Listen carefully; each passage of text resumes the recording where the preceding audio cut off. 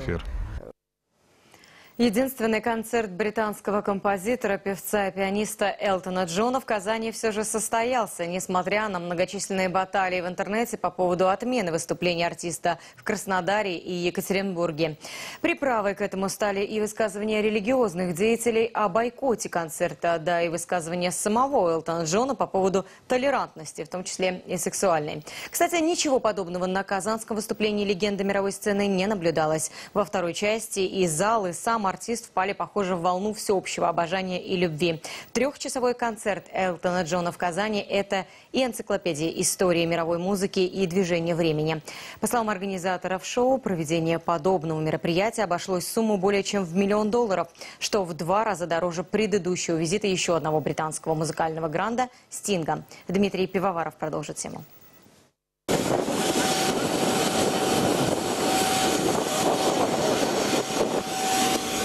Сразу же после приземления самолета Элтона Джона в Казани знаменитый британец направился на концертную площадку в Татнефть-арену, где накануне монтировкой и сбором музыкального пространства для выступления Элтона Джона и его команды занималась техническая группа из нескольких городов.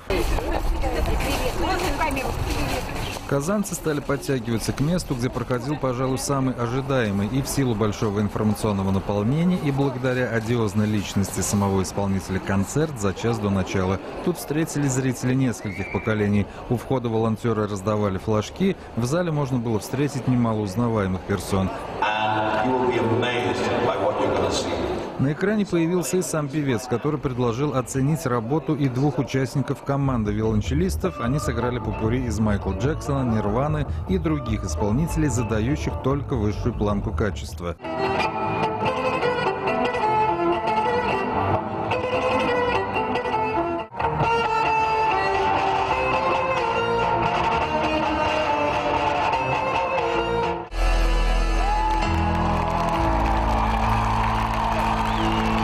При появлении Элтона Джона львиная часть публики вытащила телефоны и айпады, иногда и не веря своим глазам. Гигантская волна музыки в буквальном смысле окунула всех сидящих в переполненном до отказа зале. По ходу 3-часового выступления музыканта и его группы, в которой работают соратники по 30-40 лет, прозвучали легко узнаваемые бестселлеры: «Крокодил Рок», тема из «Короля Льва», «Sorry Seems to be Hardest World» или, например, «Никита».